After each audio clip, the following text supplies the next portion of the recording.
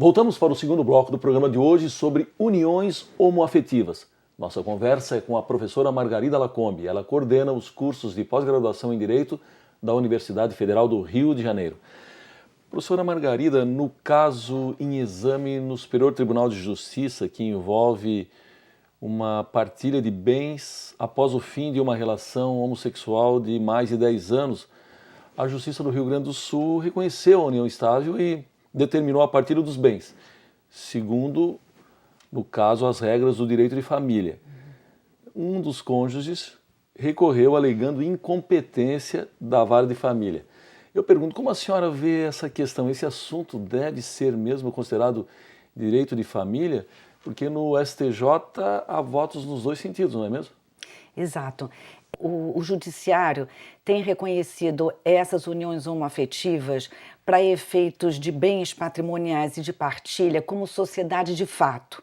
Então, por analogia, para distinguir o que cabe a algum dos conviventes do mesmo sexo. Nas sociedades de fato, é necessário a pessoa provar o seu esforço efetivo para a aquisição daquele bem, de forma a fazer jus àquele bem. Certo. No âmbito do direito de família, na convivência, esse esforço é presumido. Quer dizer, numa convivência, a pessoa não teria que provar qual esforço efetivamente ela despendeu para fazer jus proporcionalmente àquele bem que está sendo pleiteado. Então, seria um grande avanço, um grande diferencial nesse pronunciamento do Superior Tribunal de Justiça se deslocar essa matéria, reconhecendo da mesma forma como os tribunais do Rio Grande do Sul, para o âmbito do direito de família, porque aí reconhece essa presunção do esforço, do compartilhamento de uma vida em comum e sai do âmbito dos direitos, das obrigações puras e simples que a gente tem que comprovar o esforço efetivo para ter direito a determinado bem. Tá certo. Bom, de 1988 para cá, nós observamos o surgimento e o rápido crescimento de movimentos organizados pelos direitos dos homossexuais. E sempre acompanhados de alguns avanços, né, mas avanços localizados, né? A senhora acredita que a organização e a mobilização são mesmo a única forma de transformar a ordem jurídica? A única eu não diria, porque a gente precisa também das nossas instâncias institucionais, mas é extremamente importante, quer dizer, que a sociedade reclame, que as minorias vão às ruas e reclamem pelos seus direitos. Isso não é de todo suficiente, porque nós precisamos que as instâncias de poder reconheçam e efetivem esses direitos. E o Poder Judiciário, eu acredito que está bastante sensível, ao contrário, talvez, da resistência que o Poder Legislativo ainda tem mostrado sobre a matéria, o Poder Judiciário tem se mostrado sensível e tem reconhecido.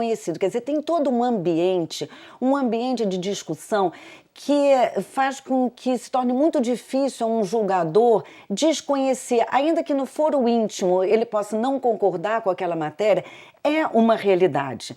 E essa realidade o direito tem que abarcar, tem que assimilar, porque existem as regras jurídicas para resolver questões da sociedade, desafios. E esse é um desafio, quer dizer, as pessoas do mesmo sexo que eventualmente compõem uma união homoafetiva, elas reclamam os seus direitos. Isso é uma realidade. Essa realidade, o direito não pode fechar os olhos.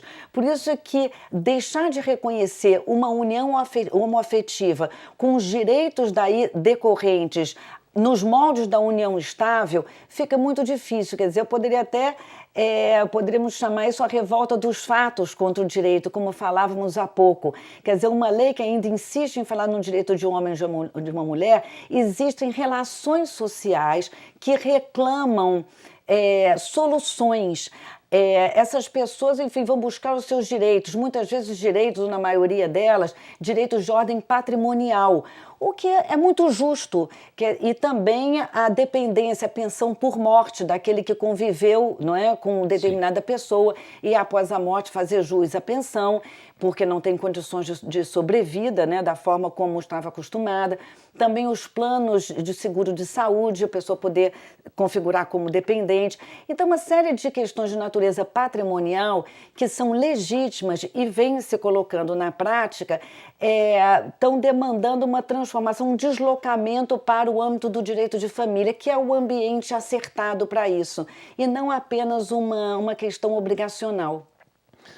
Muito bem, tramita no Senado um projeto de lei que começou na Câmara, que criminaliza atitudes homofóbicas, inclusive no ambiente de trabalho e em relações de consumo. Eu gostaria de conhecer a sua opinião sobre esse projeto. Enfim, faz-se necessário algo assim, porque o legislativo, tal como o judiciário, tem que proteger a sociedade, impedir a discriminação, impedir a marginalização e promover a igualdade. Então, no âmbito dos direitos humanos, é um compromisso do Estado democrático de direito. Então, da mesma forma que a gente impede assintosamente a prática do racismo, não é, que é um crime que está configurado na Constituição, também é natural que, havendo essas reações odiosas de natureza homofóbica, que o Estado socorra os indivíduos que possam vir atingidos por esse tipo de comportamento. Então, se é um comportamento social que está demandando uma força por parte do Estado para coibir esse tipo de comportamento. Então, é natural que isso exista, infelizmente, não é? Porque é um comportamento que tem que ser impedido, que tem que ser debelado. Muito bem, nós precisamos chamar mais um rápido intervalo, nós voltamos em seguida. É só um minuto.